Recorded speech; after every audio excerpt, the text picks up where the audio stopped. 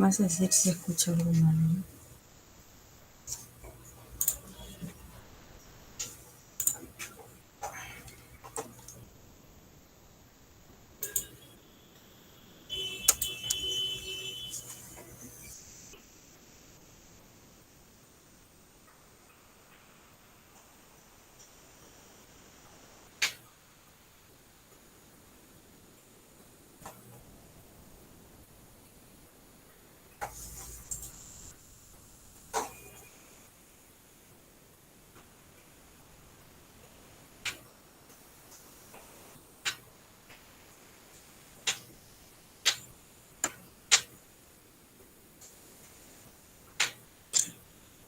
Bien. Buenas noches con todos. Continuando con la Cátedra Bicentenario de la Historia Constitucional del Perú, en esta oportunidad tenemos el agrado de presentar la tercera sesión que trata sobre el protectorado sanmartiniano y la Constitución de 1823. Esta sesión estará a cargo del director y docente principal de esta cátedra, quien es el doctor Juan Vázquez Quispe, abogado por la Universidad de San Marcos, con estudios de filosofía y con maestría en Derecho Constitucional y Derechos Humanos por la misma casa de estudios. Sin más que agregar, tiene usted la palabra, doctor.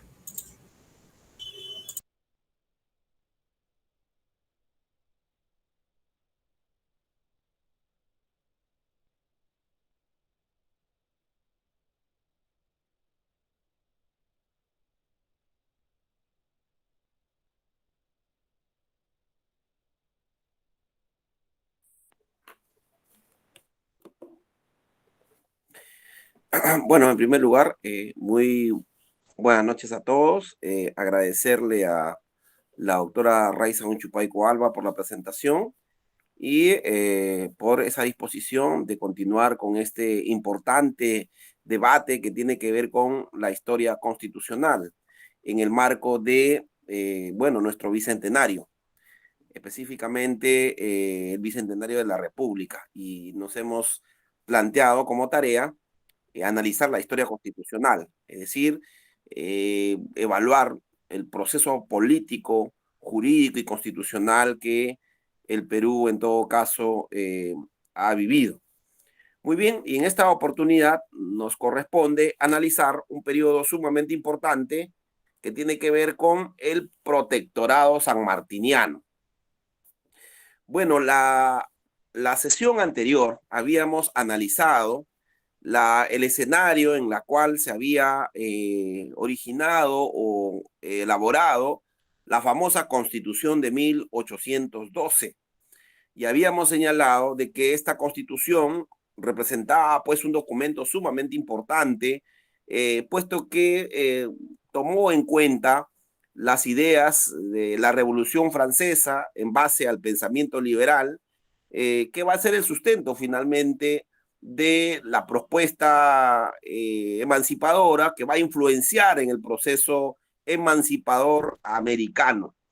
Y habíamos señalado también de que los acontecimientos políticos de Europa Central y en particular de Francia habían contribuido mucho a la independencia americana, por cuanto los españoles, o en todo caso la metrópoli, había sufrido pues un golpe militar y político sumamente importante, ¿no? Militar porque había sido objeto de una invasión y político porque eso permitió de alguna manera la recomposición política del manejo del imperio español hasta ese momento y que va de alguna manera a contribuir al fortalecimiento del proceso de emancipación. Muy bien, fue una reunión sumamente interesante, importante, en la cual nos permitió identificar algunas características que nosotros, como conocedores de la historia constitucional, necesariamente lo tenemos que tomar en consideración.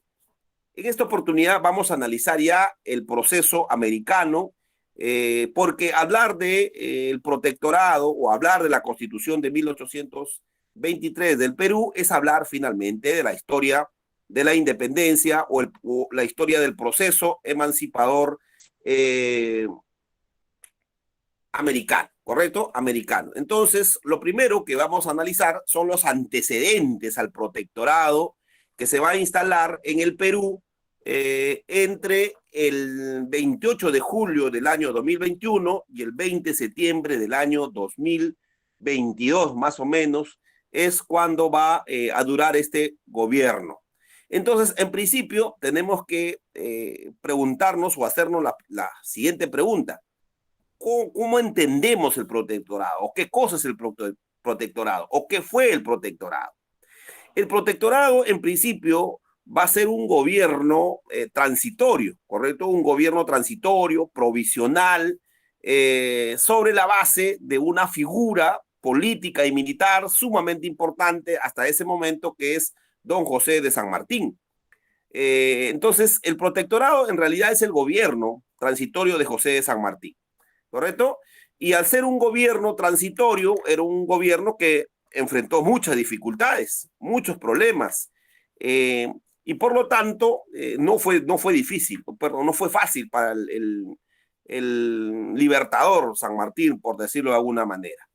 Fue un gobierno, como he señalado, correcto, transitorio, fue un gobierno precario, por decirlo de alguna manera, fue un gobierno débil, por decirlo de otra manera.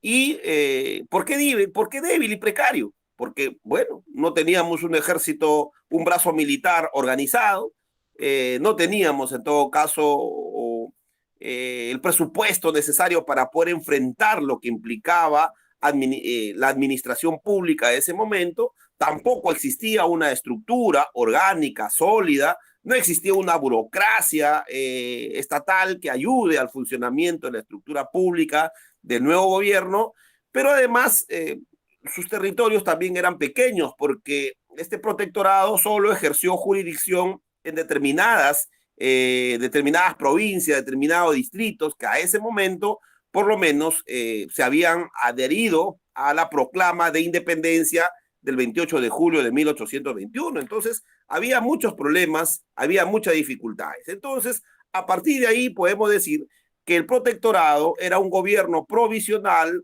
transitorio, que se instaló en el Perú entre el 28 de julio de 1821 y septiembre del año de 1822. Y este gobierno fue dirigido por el libertador José de San Martín, ¿correcto? José de San Martín. Entonces, a partir de ahí podemos hacer una definición. Pero además, también tenemos que señalar que el protectorado fue una primera forma de gobierno, ¿correcto? Eso es una primera forma de gobierno que se va a instalar posterior, ¿correcto?, a la época virreinal. Porque no nos olvidemos que en el Perú lo que existía, lo que nosotros éramos en realidad era una colonia del Imperio Español. Y esta colonia estaba gobernada por una estructura administrativa que se conocía como el virreinato. O sea, el virreinato tenía una estructura administrativa, teníamos más o menos casi 300 años de dominio virreinal y por lo tanto había una burocracia, había una continuidad en el manejo y la toma de decisiones en el ámbito de la colonia que era el virreinato. Entonces, el protectorado va a ser este primer intento, esta primera fórmula, este primer esfuerzo de establecer un gobierno más allá, ¿correcto?, de la estructura virreinal. Y eso es importante. O sea, ahí radica la importancia, por lo menos de mi punto de vista, del protectorado.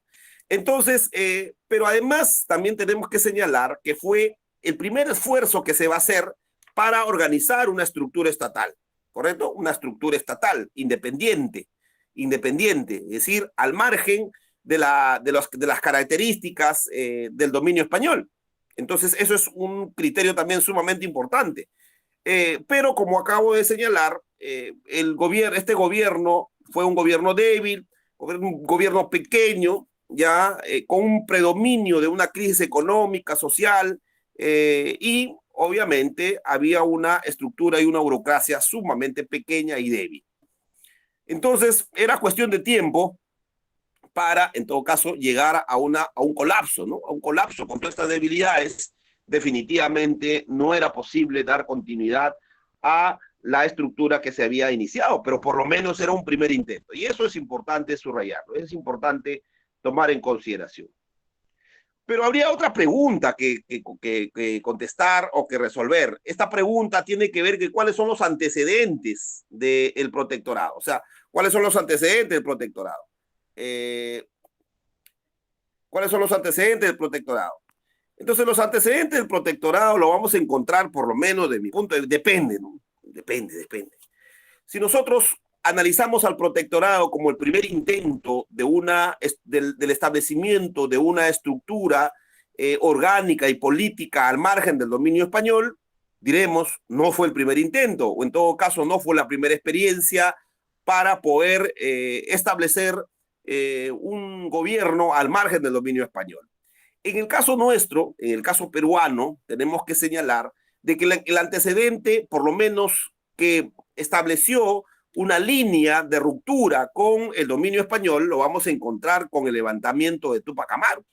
O sea, Túpac Amaru II, José Gravil Condorcanqui, va a tener el levantamiento de José Gravil Condorcanqui, Túpac Amaru II, y se le decía Túpac Amaru II porque adopta el nombre de Túpac Amaru I, que fue parte de los famosos Incas de Vilcabamba. No nos olvidemos, los Incas de Vilcabamba fueron aquella nobleza, o en todo caso, ese grupo de nobles incas que finalmente van a constituir una forma de organización independiente al margen del dominio español y de resistencia contra el dominio español. Y uno de estos incas va a ser el famoso Túpac Amaru I. Y José Gravil Condorcanqui, que era, en todo caso, una autoridad española, un mestizo con ciertos privilegios españoles, sin embargo, termina rompiendo con el poder español y finalmente lidera un levantamiento y muchos llaman la famosa revolución de Túpac Amaru, aunque algunos ponen en cuestión este criterio de que si fue una revolución o fue una rebelión. Bueno, la revolución, de acuerdo a la teoría política, es la rebelión exitosa, ¿correcto? Es el levantamiento exitoso del pueblo y por lo tanto establece una estructura y ahí hubo una revolución, ¿correcto? Una revolución. Y al ser una revolución cambió las estructuras, cambió, correcto, la nueva forma de organización. En el caso de José Gravil Condorcanqui, algunos dicen no fue una revolución, fue una rebelión. ¿Y por qué fue una rebelión? Porque fue una revolución fracasada, por decirlo de alguna manera. Digo fracasada así, no, porque si bien militarmente, o sea, José Gravil Condorcanqui va a ser derrotado militarmente, todos sabemos eso, sin embargo tuvo una gran repercusión política, ideológica.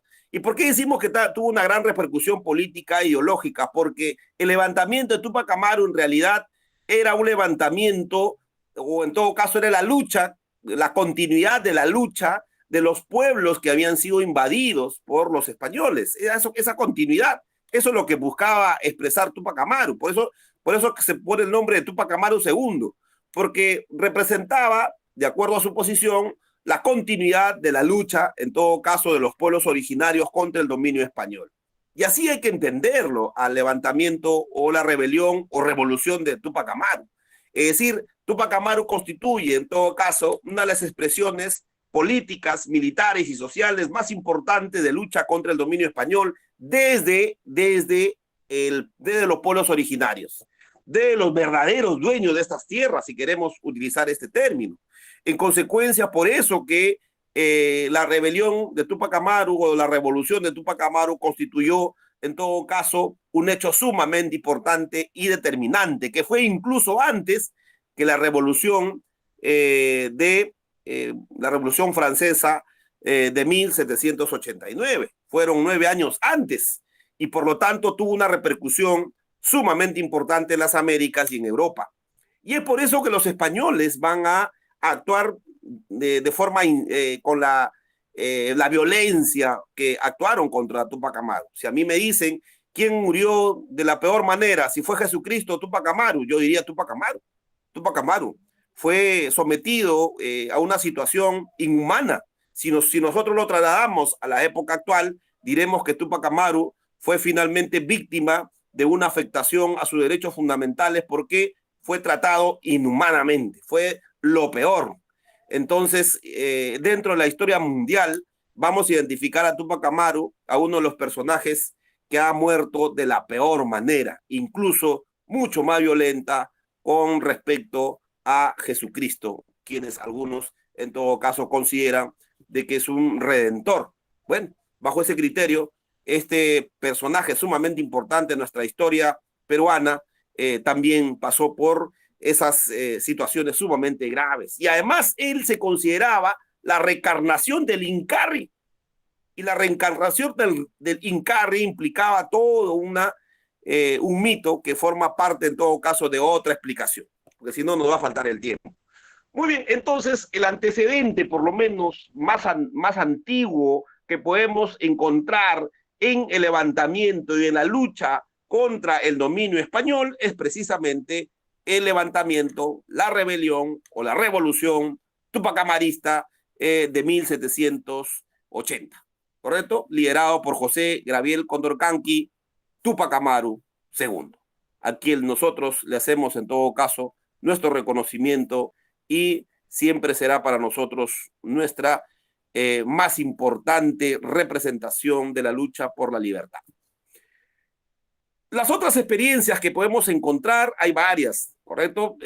Sacudida o derrotada, por decir militarmente, la rebelión tupacamarista, obviamente la ofensiva española fue muy dura.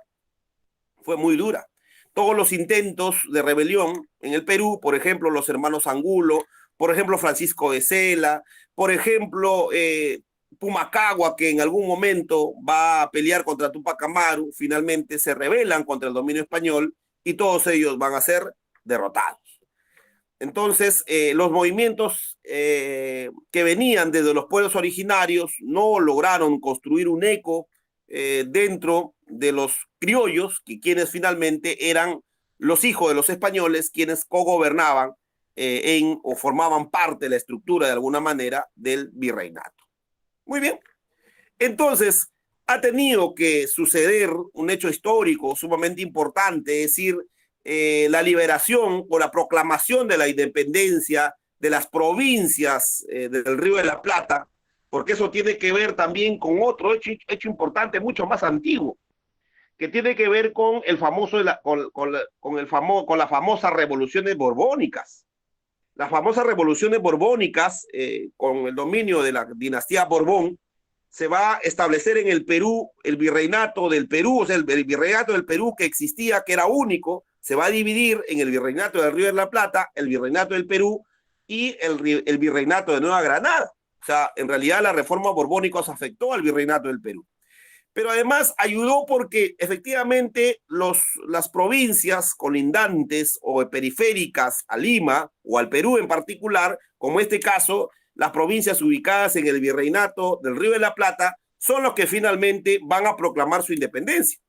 Y la proclamación de la independencia de alguna de estas provincias finalmente van a permitir la constitución del Ejército de los Andes, liderado precisamente por el general San Martín. Esto va a suceder en el año 2016. San Martín va a tener una formación militar europea. San Martín va a ser, en todo caso, un personaje vinculado a los criollos de la época, sin embargo, con una influencia del pensamiento francés, una influencia con el pensamiento liberal de la época inglesa, también una influencia inglesa del constitucionalismo o el modelo monárquico constitucional inglés. En consecuencia, José de San Martín era un personaje formado con una gran cultura política. O sea, no era cualquier personaje, era un tipo o formaba parte en todo caso de una generación que había vivido ya las experiencias de la Revolución Francesa y la influencia del pensamiento liberal. Muy bien, la independencia de las provincias del Río de la Plata que van a permitir la constitución del Ejército de los Andes, finalmente se plantea como objetivo la necesidad de cruzar los Andes para llegar a las famosas, en ese momento, las provincias de Chile, y que finalmente van a proclamar la independencia chilena, que a partir de la independencia chilena se va a organizar la famosa, o se va a fortalecer la famosa corriente libertadora del sur, la corriente libertadora del sur. Y finalmente, esta corriente libertadora, correcto, es la que va a permitir, de alguna manera, correcto, que lleguen fuerzas no solo del Río de la Plata, no solo chilenas, sino casi de todo el mundo americano de ese momento, finalmente para desembarcar en Pisco y finalmente lograr la proclamación de la independencia. Entonces, en este proyecto, en esta propuesta de liberación desde el sur, van a participar los que hoy día es Argentina, lo que hoy día es Chile, finalmente, y va a ser financiado esta campaña con los comerciantes, tanto argentinos como chilenos. Bueno, ustedes se preguntarán, pero ¿y qué ganaban los comerciantes de la época? Obviamente que tenían intereses económicos. ¿Y por qué tenían intereses económicos? Porque formaban parte, en todo caso, de los grupos de poder, especialmente económico, y necesitaban establecer un corredor comercial en la época para poder, en todo caso, fortalecer estas provincias independientes o estos nuevos estados para no, en todo caso, depender del dominio español. Entonces, ahí había también intereses políticos y intereses económicos, y es por eso que van a participar tanto los grupos económicos argentinos de ese momento y finalmente los chilenos. Y lo que va a dar como consecuencia esta famosa expedición hacia el Perú, o conocida históricamente como la Corriente Libertadora del Sur. Muy bien. Si bien el poder español estaba concentrado en el Perú, entonces era evidente y necesario de que el proceso de emancipación solo iba a tener éxito si es que los españoles eran expulsados del Perú. Es decir, el centro del poder español debía ser finalmente liberado. Y eso es un criterio sumamente importante, correcto, sumamente importante. Y eso es lo que motiva finalmente al libertador José de San Martín. Muy bien, José de San Martín, no nos olvidemos de que en España va a haber un escenario también sumamente importante, y lo que va a implementarse entre las corrientes libertadoras, entre las fuerzas emancipadoras con las fuerzas realistas, en realidad va a establecerse una política de diálogo. Y es por eso que se va a encontrar, por eso esa necesidad de que San Martín va a iniciar, en todo caso, un proceso de acercamiento al virrey Pezuela, este encuentro, el famoso encuentro de Miraflores, el 24 de septiembre de 1820, va a permitir un acercamiento porque formaba parte de una política, formaba parte de una estrategia. Finalmente, esta reunión, este acuerdo, no prospera, o en todo caso estos posibles acuerdos no prosperan. Finalmente, Pezuela va a ser derrocado, ¿ya? Y va a asumir el nuevo liderazgo español, en este caso, José de la Serna.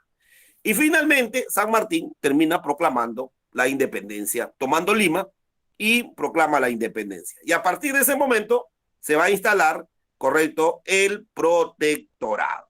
Muy bien, el protectorado. Entonces, el protectorado forma parte, es el resultado de un conjunto de hechos políticos y militares que va a establecer una ruptura política y la instalación de un nuevo gobierno al margen de los criterios y la estructura del dominio español. Por lo tanto, será un gobierno provisional y un gobierno transitorio, dirigido por el generalísimo José de San Martín.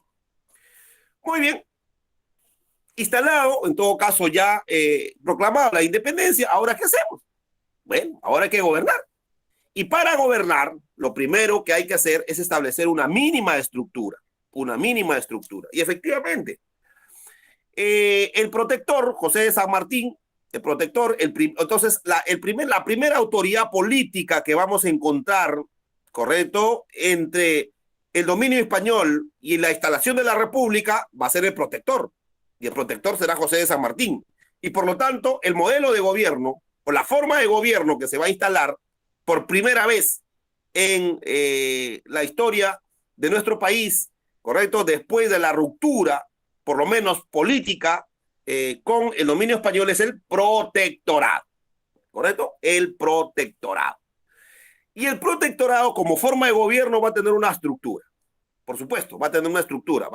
El protector va a ser la primera autoridad política, el que va a dirigir, en todo caso, los destinos políticos de esta nueva forma de gobierno, y se va a instalar un consejo, correcto, un consejo ministerial integrado por 3 ministerios: el Ministerio de Hacienda, el Ministerio de Relaciones Exteriores y el Ministerio de Guerra. ¿correcto? El Ministerio de Guerra, que es el brazo militar. Entonces tenemos el brazo económico, tenemos el brazo de las relaciones internacionales y tenemos el brazo militar, que es el Ministerio de Guerra. El problema es que desde el punto de vista económico, este ministerio recibe un gobierno prácticamente quebrado, precario, porque no había presupuesto, no había dinero. ¿Y a dónde recurrimos? Para eso existía el gobierno de Relaciones Exteriores y finalmente el protectorado va a gestionar o va a iniciar las gestiones para un apoyo británico. Entonces aquí vamos a encontrar de que uno de los actores importantes en el proceso de independencia va a ser los británicos, es Inglaterra. Entonces, por lo tanto, Inglaterra contribuye también al proceso emancipador. Muy bien. Bueno, eso nosotros ya lo conocemos. ¿Cuáles son las medidas que se va a adoptar o las primeras medidas? En primer lugar, va a existir una norma fundamental que se va a aprobar y que va a fungir de constitución. Yo diría, por lo menos, si nosotros ponemos como antecedente a nuestra primera experiencia normativa, correcto, vamos a tener dos normas que me parecen sumamente importantes, correcto, sumamente importante. Primero, la famosa ley de vientres, correcto, la ley de vientres de 1821, del 12 de agosto de 1821. O sea, el antecedente normativo, por lo menos más importante, es la ley de vientres. ¿Y por qué decimos la ley de vientres? Porque aquí efectivamente se establece, correcto, la posibilidad de que los hijos de los esclavos ya no nazcan esclavos, ¿correcto? Se declare la libertad de los esclavos o por lo menos de los hijos de los esclavos. Ahora, la pregunta es ¿por qué los hijos y no los esclavos? Bueno, hay toda una explicación. Los historiadores han señalado de que en esa época la colonia se sustentaba precisamente en los esclavos como fuerza que desarrollaba la actividad económica y por lo tanto, algunos dicen que liberar a los esclavos implicaba generar un colapso económico total. Bueno, esa es una posición, pero bueno, finalmente el criterio implementado por el protectorado fue establecer la ley de vientres. Y el otro criterio que me parece sumamente importante también es la abolición del tributo indígena, correcto, el tributo indígena, porque no nos olvidemos, los indígenas pagaban un tributo al virreinato, correcto, al virreinato. Entonces, ahí tenemos, creo que los antecedentes normativos más antiguos, pero vamos a tener también como un antecedente normativo importante que es el reglamento provisional, correcto, el reglamento provisional. Este reglamento provisional va a establecer ciertos criterios, ciertos límites, correcto, a las provincias que estaban, que habían sido declarados independientes o se habían adherido en todo caso al proceso de independencia. Y finalmente, la norma más importante o la norma que en todo caso cumplía el papel de la norma constitutiva, por decirlo, además de la declaración de la independencia, tenemos el estatuto provisional. ¿Correcto? El estatuto provisional. El estatuto provisional es una norma jurídica sumamente importante, una de las primeras normas de carácter general, ¿correcto? De carácter general que va a regular varios aspectos de la vida política y social del país, como también lo va a hacer el reglamento provisional. Cosa distinta que es la ley de vientres que regula un aspecto específico. Pero en este caso, el estatuto provisional constituye la primera norma de carácter general. Y si nosotros señalamos, nos preguntamos cuál sería el primer antecedente de una norma de carácter general, una norma que regule la vida social, todos los aspectos de la vida social, yo diría el estatuto provisional del gobierno protectoral de José de San Martín. Y esta norma era una norma pequeña en realidad, porque tenía 12 artículos, ¿correcto? 12 artículos. Sin embargo, regulaba aspectos muy importantes. Por ejemplo, establece un criterio fundamental sobre la soberanía e independencia del nuevo Estado. O sea, aquí en esta norma aparece por primera vez el nombre de Perú, ¿correcto? De Perú. Y Perú entendido como Estado, se entiende, es sustentado en la independencia y la soberanía, ¿correcto? Entonces, ahí eso es muy importante, o sea, en un primer documento.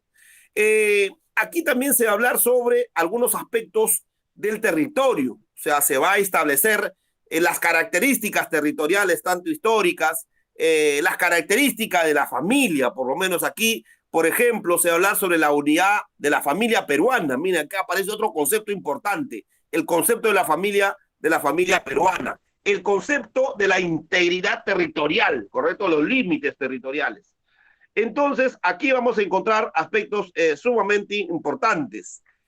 También vamos a establecer, por ejemplo, la preocupación por el tema educativo, porque aquí se va a establecer la educación primaria, por ejemplo, de los ciudadanos. Entonces, aquí aparece el concepto de ciudadano.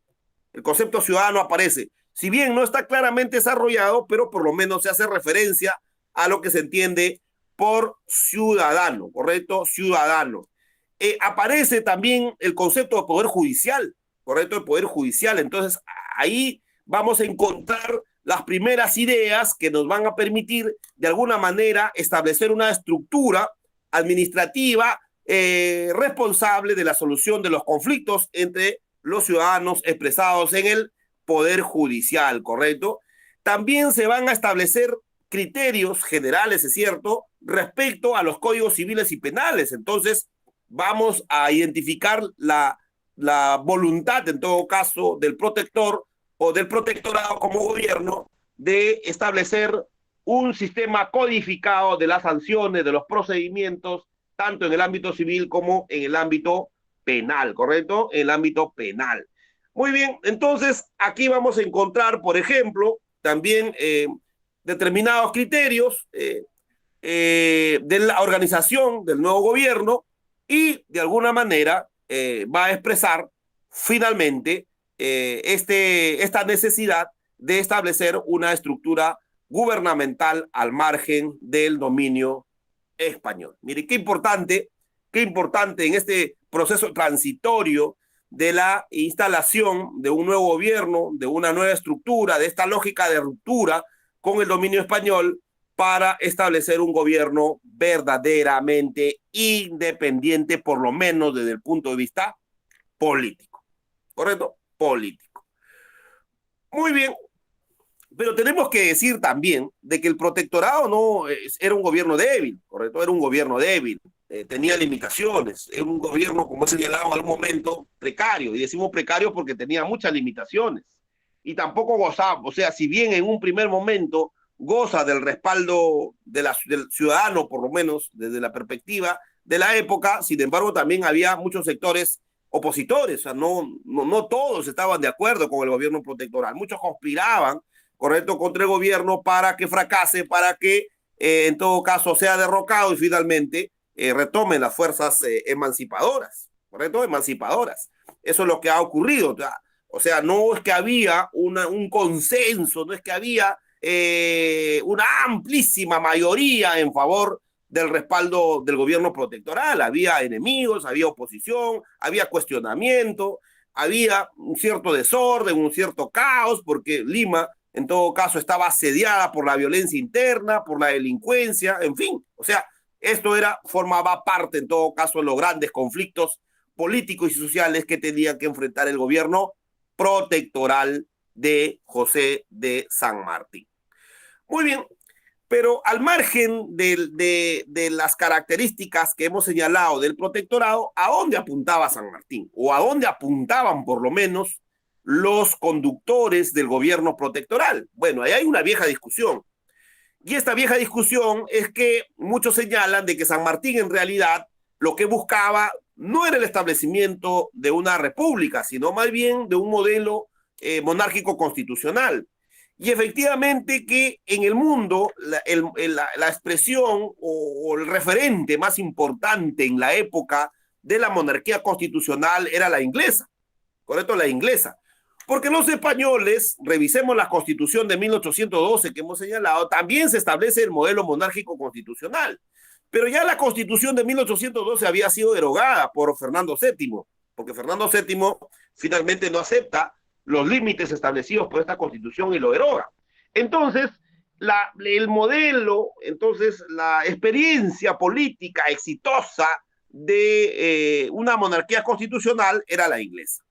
¿Correcto? La inglesa. Y José de San Martín tenía mucho acercamiento a Inglaterra. Una prueba de ello es que el protectorado le solicita un préstamo al gobierno inglés, en todo caso a la monarquía inglesa.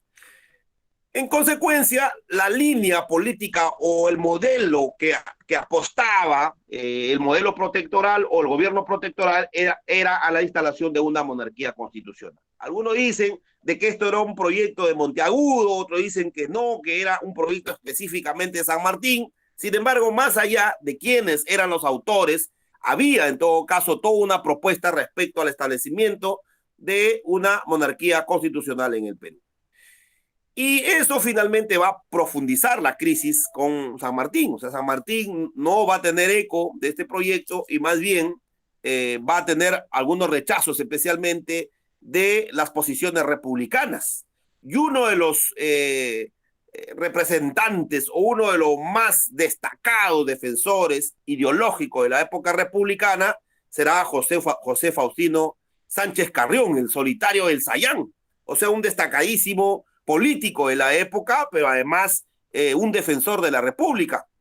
Y es precisamente entre las posiciones de Monteagudo y José Faustino Sánchez Carrión es lo que finalmente va a establecerse en este primer debate político respecto a cuál es el modelo de gobierno que debe adoptar, en todo caso, el Estado peruano. Y para resolver, o sea, San Martín evaluaba que la única manera de resolver este asunto era buscando las formas hasta ese momento conocidas. Y una de las formas conocidas es precisamente la instalación de un Congreso Constituyente. Y es por eso que en el año 22 convoca al Congreso Constituyente y finalmente el Congreso Constituyente termina resolviendo el problema y apuesta por el modelo republicano. O sea, si nosotros podemos establecer de que desde el punto de vista jurídico y constitucional, la República del Perú se establece o se reconoce o encontramos sus primeras bases jurídicas y constitucionales es precisamente en la Constitución de 1823. Más allá de las características que los estudiosos lo hayan podido identificar en esta famosa Constitución.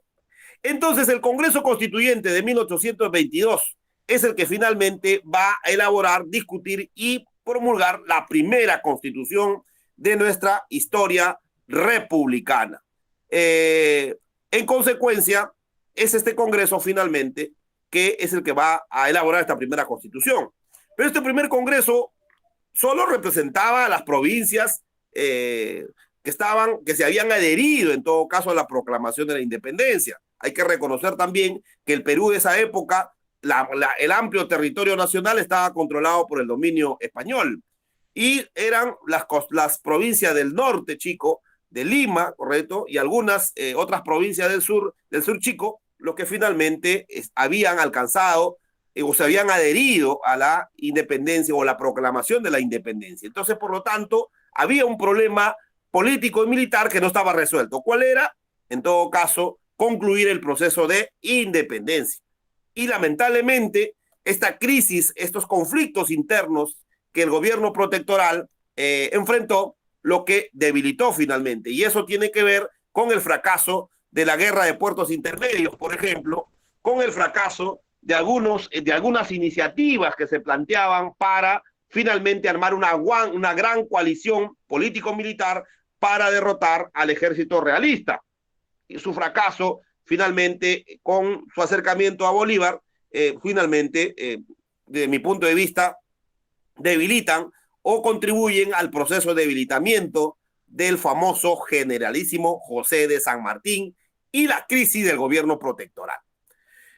En ese escenario de crisis interna, de conflicto interno, de conspiración contra el gobierno protectoral, es lo que finalmente se va a instalar el Congreso Constituyente de 1822 y finalmente va a elaborar la Constitución de 1823.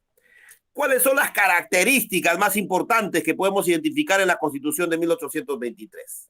Primero, que esta Constitución va a ser promulgada el 12 de noviembre del año 1823, ¿correcto? 23.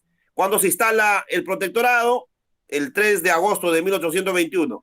Cuando se promulga la Constitución la primera Constitución, el 12 de noviembre de 1823, o sea, ha pasado más o menos casi 2 años y meses, ¿correcto? En la cual estas provincias estaban independientes, pero al acecho del ejército realista. Esa es la realidad.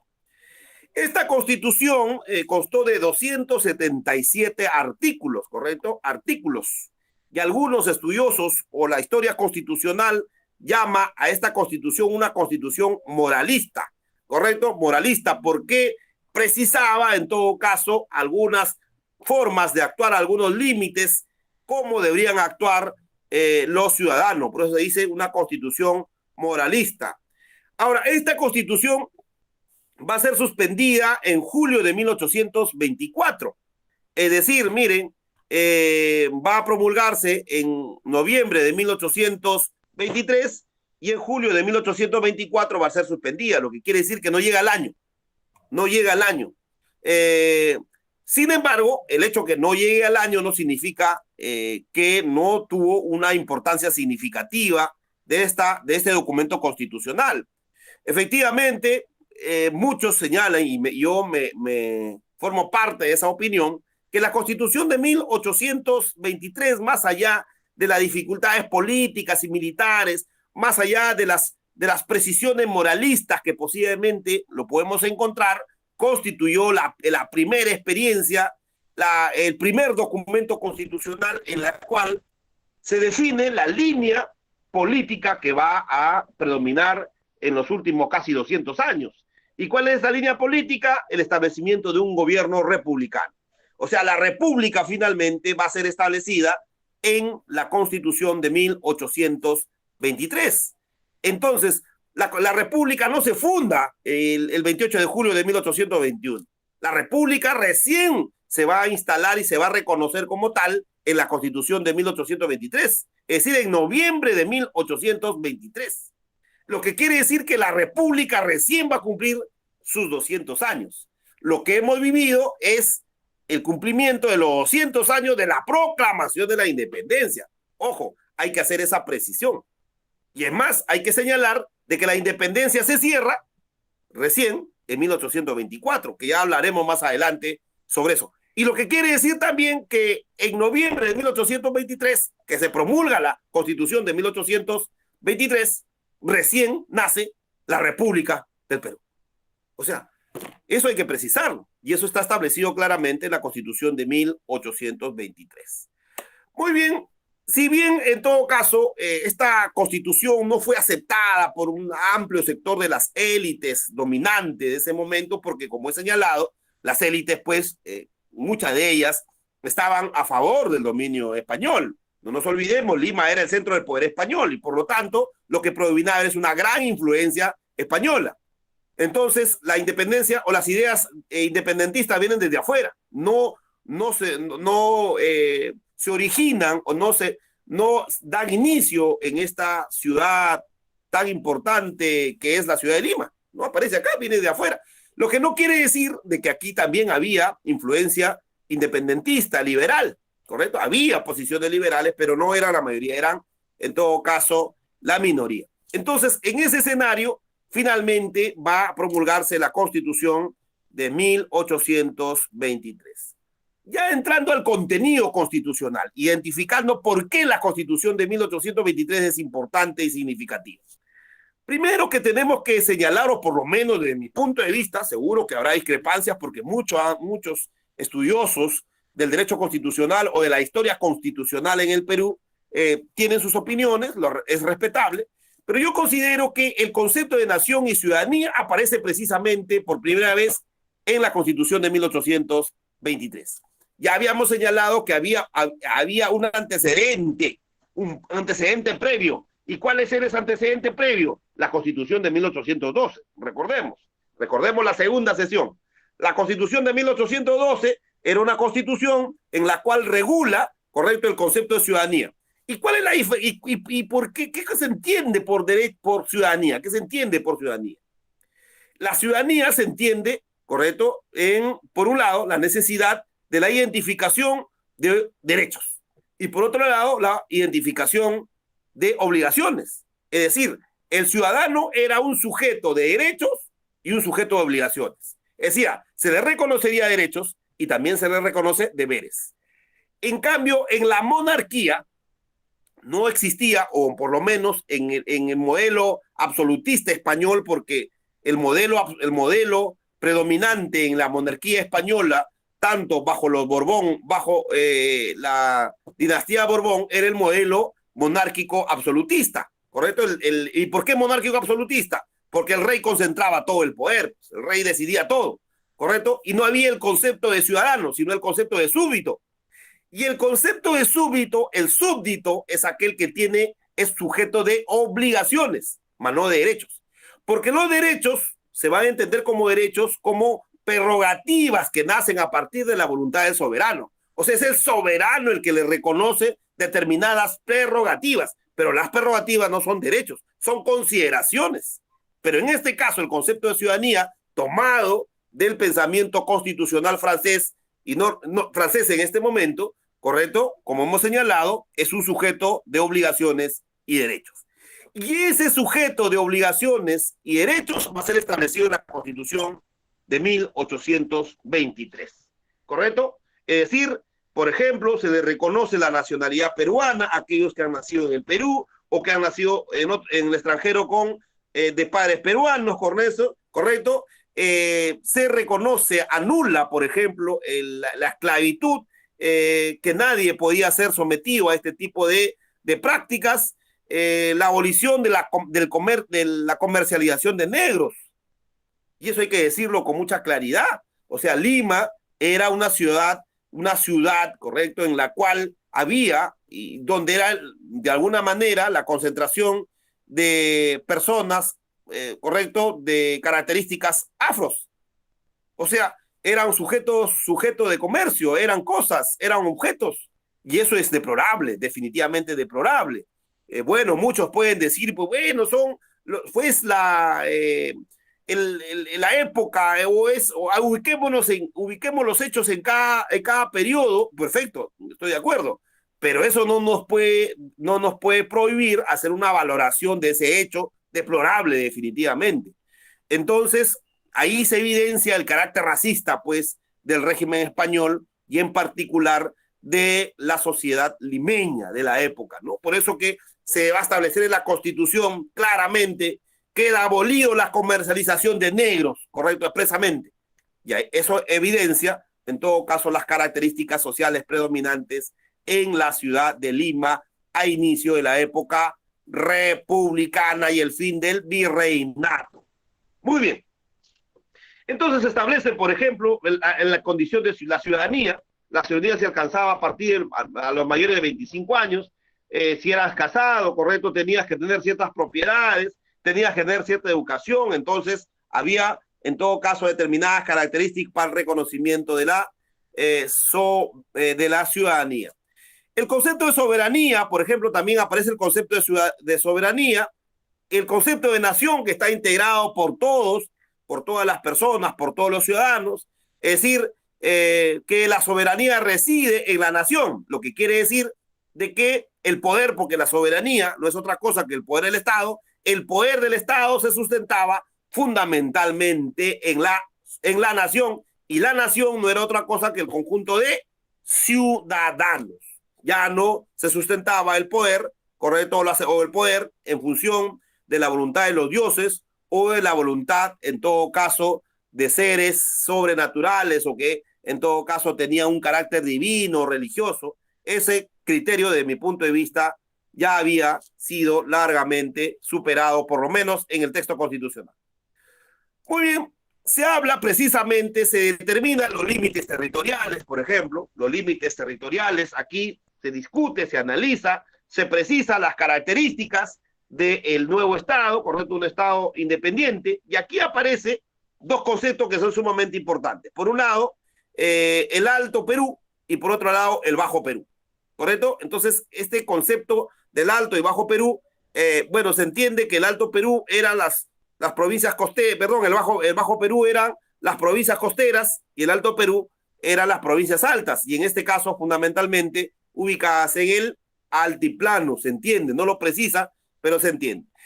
Se dice también que el territorio peruano estaba dividido en departamentos, ¿correcto? Departamentos. Aquí aparece el concepto de la departamentalización. Y los departamentos en provincias, y las provincias en distritos, y los distritos en parroquias, ¿correcto? Así estaba estructurado o dividido el Estado peruano. Entonces, ahora, los departamentos se van a establecer o se van a instalar sobre la base de las intendencias. Y las intendencias era una estructura virreinal. Bueno, eso forma parte de otra discusión. Y bueno, aquí se va a establecer, en todo caso, como religión oficial, la religión católica, ¿correcto? Católica, apostólica, romana, con exclusión de otras religiones. O sea, lo que quiere decir que aquí había una gran influencia del catolicismo. Aquí no existía libertad, ¿correcto?, de confesión. No había libertad de confesión. La libertad de confesión es una pelea que se va a lograr posteriormente, ¿correcto? Se va a establecer la estructura del Estado. Y aquí en la estructura del Estado aparecen principios que ya lo habíamos analizado, especialmente en la Constitución de 1802. Aquí el Estado se va a estructurar o se va a organizar sobre la base del principio de independencia de los órganos del Estado, sobre el principio de la estructura tripartita del Estado, es decir, la existencia de tres órganos del Estado, por un lado el Ejecutivo, por otro lado el Parlamento y el Poder Judicial.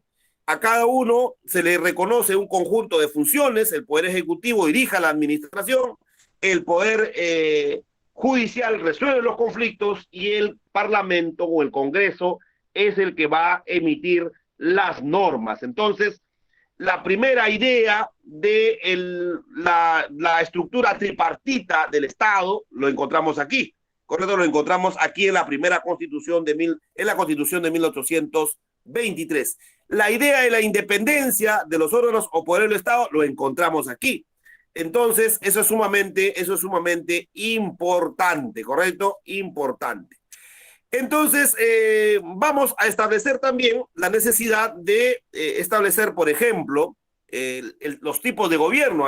Se había establecido algunos gobiernos intermedios. Y los gobiernos intermedios, por ejemplo, los departamentos estaban gobernados por un prefecto, ¿correcto? La autoridad del departamento era un prefecto.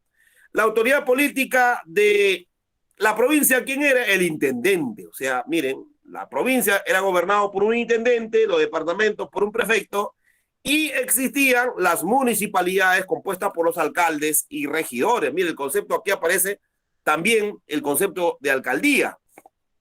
Entonces, aquí se va a incorporar, en todo caso, esta forma de organización. Las alcaldías, los alcaldes y los regidores que se mantienen hasta ahora. O sea, estructuras se mantienen, en todo caso se ha mantenido en la historia constitucional, y más bien este concepto del departamento, quien dirige los departamentos, como son los prefectos, esto se ha modificado en el tiempo o en nuestra historia constitucional. Los intendentes, que son las provincias, también se han modificado. En consecuencia, ahí tenemos, correcto, algunas características de la estructura de la forma de organización del Estado peruano, ¿correcto? La estructura en el manejo del poder, la estructura en la toma de decisiones. Y uno de los aspectos más importantes que nosotros podemos señalar, obviamente, es que aquí, miren, por ejemplo, va a establecer, dicen, el ejercicio del Poder Ejecutivo. Miren, el ejercicio del Poder Ejecutivo es en un ciudadano con la denominación de presidente de la República. O sea, hasta ese momento se conocía como la máxima autoridad al virrey, al rey, correcto, como la máxima autoridad. Y aquí aparece en todo caso una nueva figura que es el presidente de la República. Muy bien, y para ir concluyendo ya nuestra intervención, tenemos que señalar que, bueno, esta primera experiencia constituyente y esta primera experiencia constitucional de nuestra historia constitucional, que es la Constitución de 1823, es sumamente importante, sumamente significativa, porque de alguna manera constituye nuestros primeros pasos constitucionales, permite nuestros primeros pasos de decisiones políticas en el marco del proceso de la independencia del país, lo que quiere decir que la independencia no ha sido un solo acto, sino ha sido un conjunto de actos, un proceso político, económico y social. Y decimos un proceso político porque obviamente involucraba la toma de decisiones por quienes en ese momento tenían la capacidad de conducir las fuerzas emancipadoras. Decimos un proceso social porque involucró a toda la estructura social, si bien los criollos son los que van a dirigir el proceso de independencia, sin embargo, correcto, en ese proceso de independencia se van a sumar otros sectores sociales, los pueblos dominados y excluidos por el gobierno o el dominio español, que finalmente van a dar un componente social de la lucha por la independencia. Y decimos un proceso económico, ¿por qué? Porque efectivamente en ese momento solo estas colonias, otros virreinatos, comercializaban con la península. En este caso es el centro del poder español, o sea, la península ibérica, es decir, España. Es decir, solo podía comercializarse con la metrópoli. No había posibilidad de comercializar con otros reinos, con otras monarquías. Y finalmente decimos que es un proceso económico porque eso rompe el dominio y el control español y lo que va a permitir finalmente aperturar relaciones comerciales con otros reinos, con otros imperios, y en este caso, quien va a tener un papel predominante y fundamental va a ser Inglaterra, ¿correcto? Inglaterra. Y por último, va a ser un proceso militar porque involucraba, en todo caso, una guerra, porque fue una guerra, y ahí hay una discusión. Algunos, los defensores, obviamente, del dominio español, los defensores, por ejemplo, de la invasión europea hacia América, algunos señalan pues que los europeos nos permitieron tener acceso a la civilización, eso es lo que han dicho, me sorprende, por ejemplo, lo que han dicho algunas autoridades políticas, ¿no? Se han atrevido a señalar de que gracias a los europeos nosotros hemos logrado tener acceso a la civilización. Y gracias a ellos, correcto, por lo tanto, se ha desarrollado esta parte del mundo. Y por lo tanto, acá no ha habido una guerra de independencia, sino acá ha habido la rebelión de los hijos contra los padres. Y por lo tanto, la independencia se redujo solo a una rebelión, ¿correcto? A una guerra fratricida. Cuando en realidad, por lo menos desde nuestro punto de vista, esto fue una guerra por la construcción de un nuevo Estado, de una nueva república, de una nueva nación, y esa nueva nación tenía que tener las características integradoras.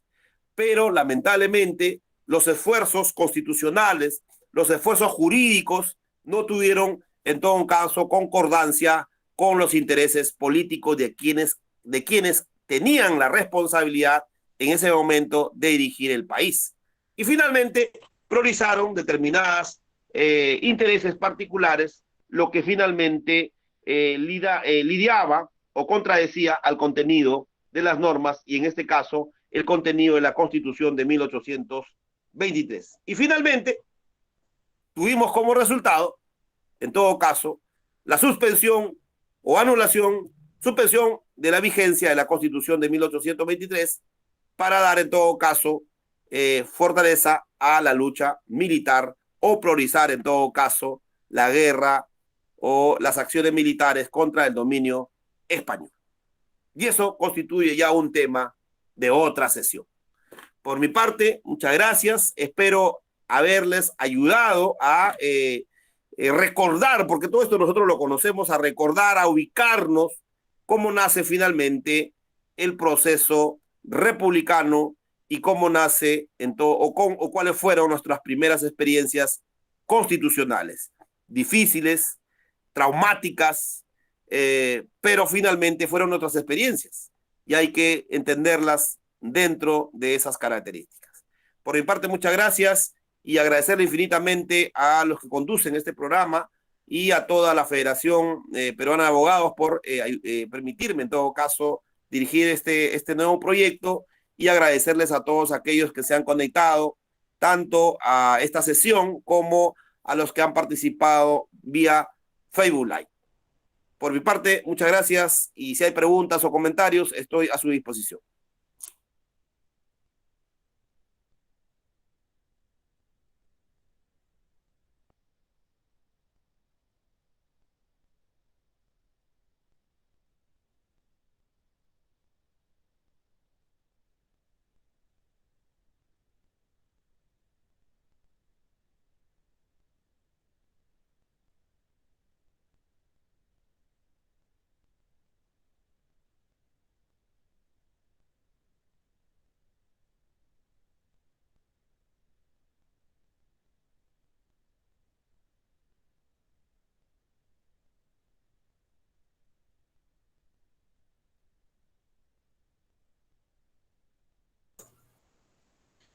Bueno, ha sido una valiosa clase la que nos ha dictado el día de hoy, doctor. Muchísimas gracias por esta cátedra y, por supuesto, por su predisposición para este tipo de eventos que tienen como finalidad difundir el conocimiento y cultura.